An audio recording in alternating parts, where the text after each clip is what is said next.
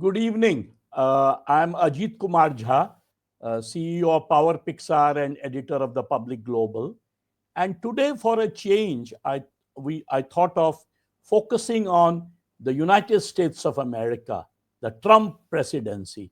President Trump came to power as president on January 20th. Almost like 8 weeks have passed.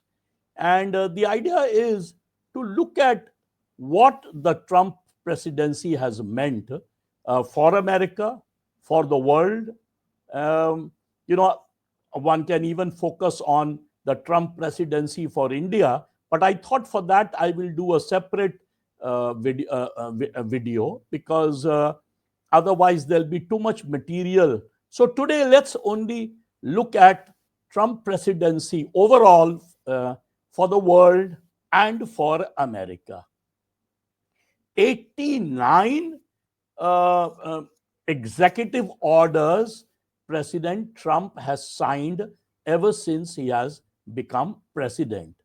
And there are quite a few of them. If I just to sort of list a few, tariffs, is one of the biggest, and sort of, returning illegal immigrants, or what one would call um, more than that, sort of, the anti-immigration issue, which we saw when Indians, for example, were returned in military planes, shackled and manacled.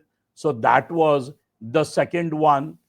Then quite a few, like for example, cryptocurrency, establishing a strategic Bitcoin reserve, for example. Now, no American president had done that before. Now, he has a crypto czar, David Sachs, and he basically sort of runs the entire thing. Then ending birthright citizenship, so that I thought was quite a sharp departure from the past. Then barring access to student loan forgiveness, and so on and so forth. I couldn't go ahead and list quite a few, but let's establishing English as the official language of the US, another one which caused a lot of consternation. But let's for delve a little into, let's start with tariffs.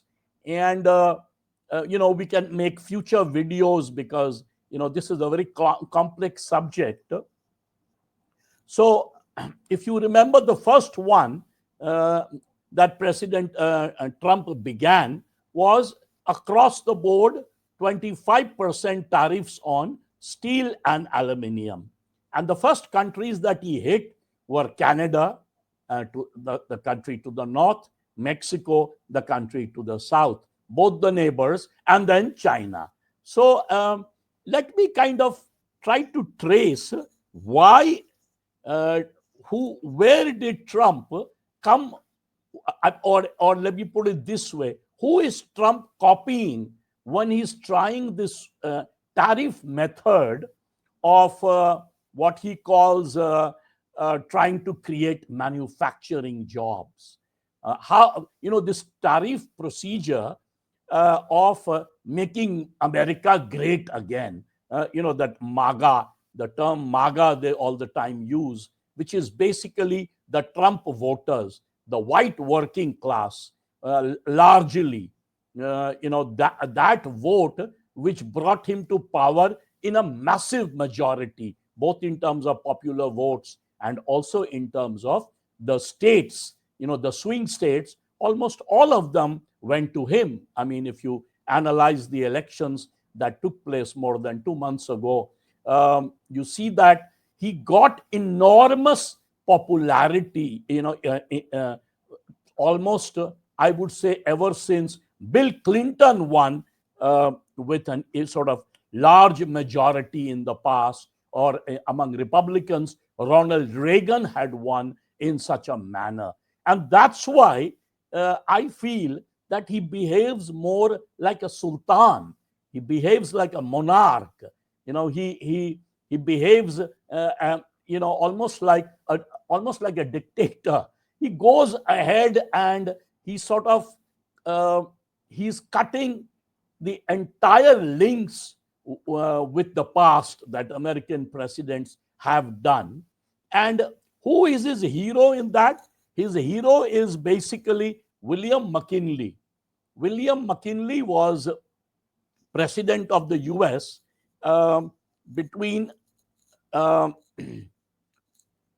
1900, no, 1897 to 1901 for 4 years. And he was actually quite popular. And he would have, he was from the Republican Party. And he probably would have won a second time, but he was murdered. And so only for 4 years, he was the president. And he basically led the US in the Spanish American War. Um, and he sort of oversaw a period of what we would call American expansionism. Almost one could call it imperialism. And what did he do? He annexed Puerto Rico, Guam, Philippines, Hawaii. And now look at it. Think of it as an echo. President Trump always talks about, annexing, uh, Canada to begin with. He calls Canada, initially when he came, he argued that Canada should be America's 51st state. Then he went ahead and he changed the name of Gulf of Mexico to Gulf of America. Then he talked about, taking over the whole of Greenland. All these kind of sort of statements that he makes, rather outlandish, makes him sound like a imperial sultan rather than an elected uh, American president. So his hero is actually William McKinley. And it's not only my sort of impression. If you have heard Mr. Trump speaking, especially his victory speech, he talked about how William McKinley brought back, sort of America, sort of brought massive industrial growth rate, especially in manufacturing. And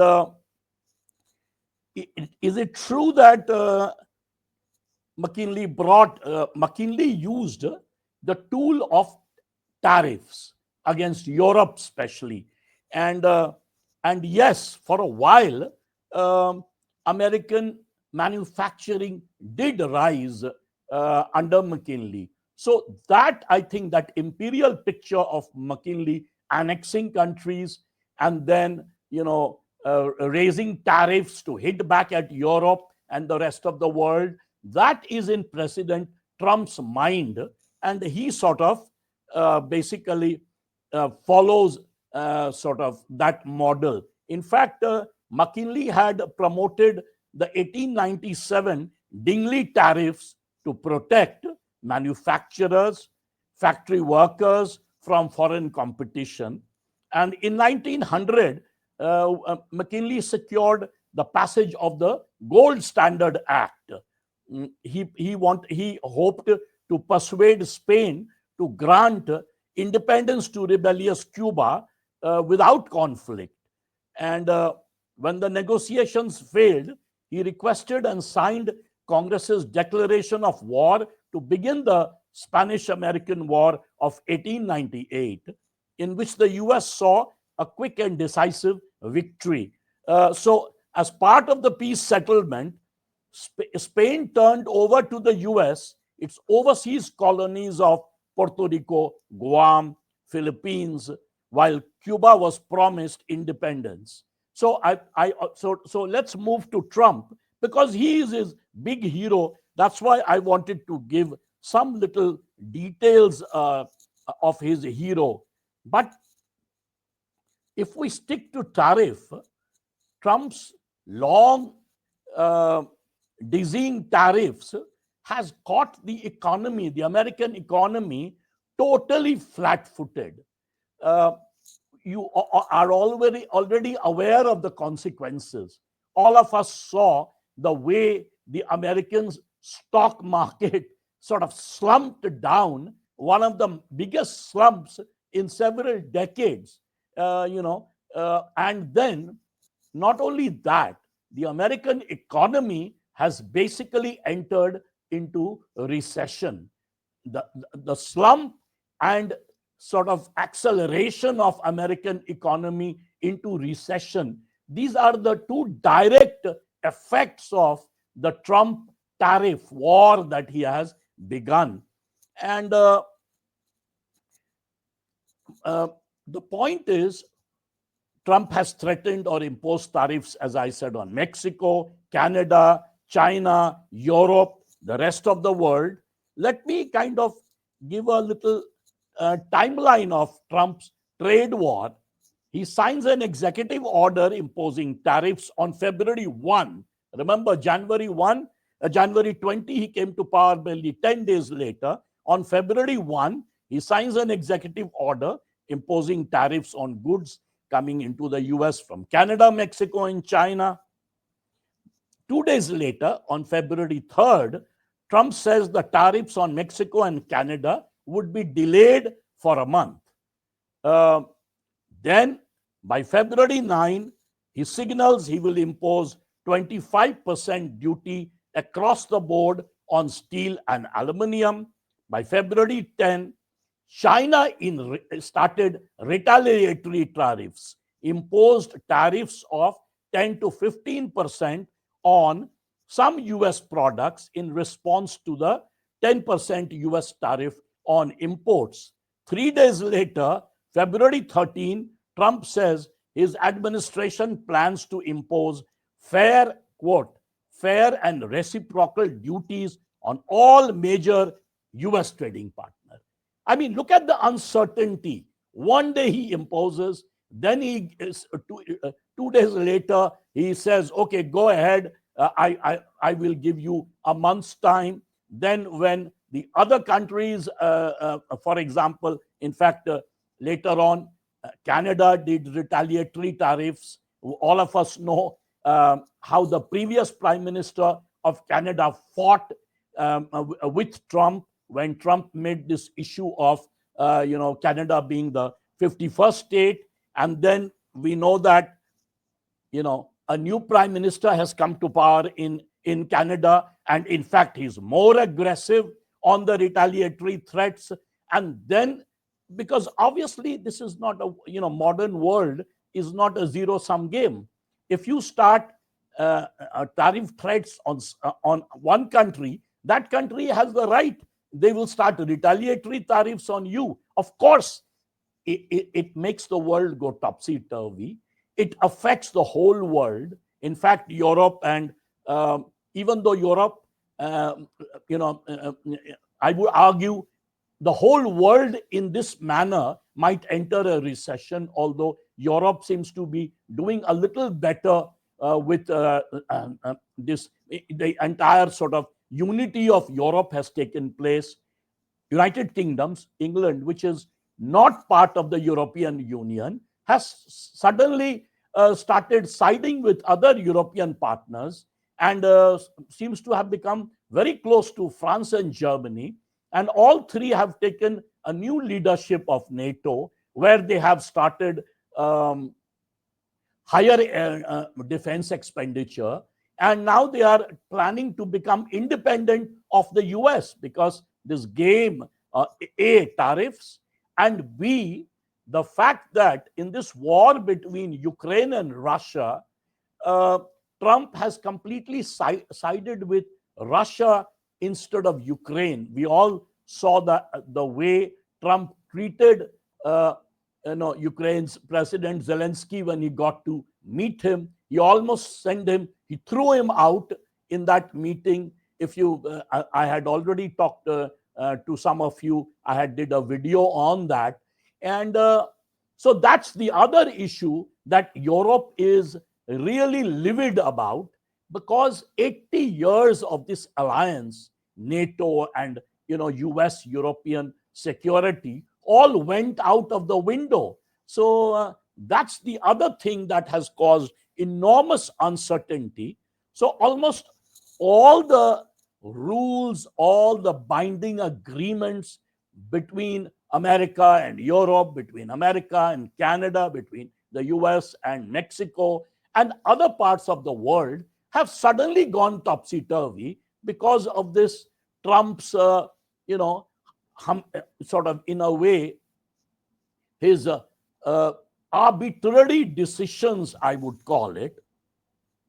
Then on March 4, going back to that timeline, a 25% US tariffs on almost all goods imported from Canada and Mexico takes effect just after midnight, along with an additional 10% tariff on goods from China. Canada and China respond by threatening and imposing retaliatory measures.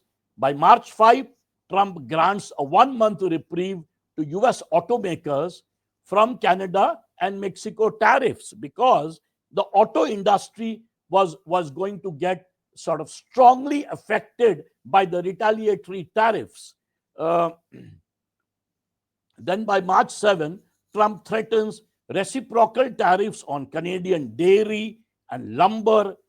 Almost 75 to 80% of Canadian exports and imports are just with one country, and that is with US. Now, obviously, the whole of Canada is petrified, mortified. They are afraid that their whole economy will go for a six. In fact, Canada is making attempts to increase its trade with Europe, with China, with other countries in the world, moving away from US, because now no one is sure of what the US would do. Ontario, the state of Ontario, which is one of the largest and very important states of Canada, they themselves, the Premier of Ontario, on March 10th slapped a 25% surcharge on US electricity imports. By March 11, Trump threatened 50% tariff on Canadian steel and aluminium, jumped from 25% to 50%. That kind of put pressure on Ontario, and therefore Ontario backed down. But think of it. I mean, what is happening with, the biggest ally of America used to be Canada. In fact, US, Canada, England, and others, they were members of the Five Eye, the intelligence network. At one point, Trump even threatened to kick out Canada from that. Then by March 12th, Trump's 25% global steel and aluminium tariffs took effect. Canada responded by announcing new retaliatory trade duty on some 21 billion worth of US goods. The US and other, the European Union and other US allies also signaled that they would impose retaliatory duty on $28 billion worth of goods. Then on March 13th, Trump threatened 200%, mind you, 200% duties on European Union wine and champagne imports into the US. You might have seen that Trump pushes Bourbon, for example, whiskey, when he was, sort of talking tariffs with India, trade and tariffs with India. He wanted to push that, although, I don't know to what extent will Indians love to purchase Bourbon, but he goes on using that. So whiskey is one of the largest issues in this entire sort of trade war that is going on.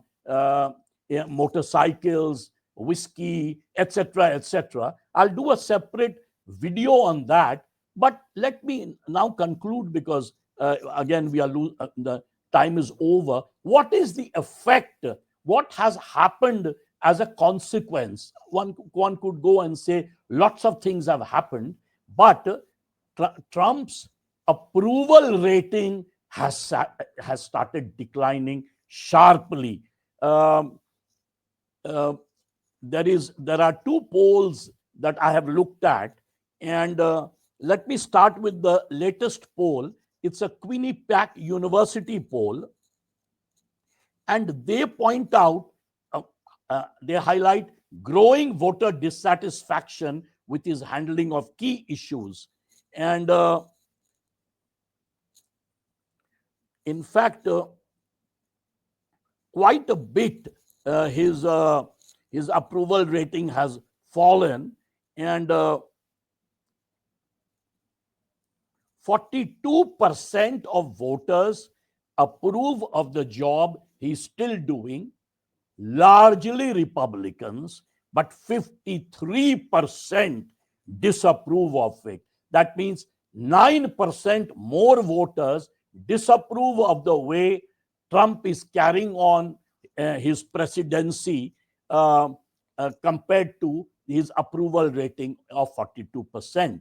Now, this is a sharp drop of 3 percentage points from February's poll, and a drop of 4 percentage points from January poll. So let me conclude. I think this is a subject which I'll go back to all over again. I'll give you more poll results. I have looked at lots of data, but the point is, to conclude, it is not merely that he is using uh, tariff war, and he's become he almost sounds sort of what one would call bordering on racism on the issue of anti-immigration. It's not only that. The worst thing is the inconsistency, the way he kind of changes his mind every 2 days. If someone threatens a retaliatory sort of tariff, he'll immediately go and sort of raise the issue. And then another 2 days later, he'll say, okay, I give you a 1 month reprieve. He's almost like a bargainer, a businessman who is just doing bargaining. That is not the style of how American presidents in the past have conducted themselves, both Republicans and Democrats. And this inconsistency is causing a lot of uncertainty all around the world. We will have a separate video on US-India tariff conflict that is right now being addressed by our Commerce Minister Piyush Goyal.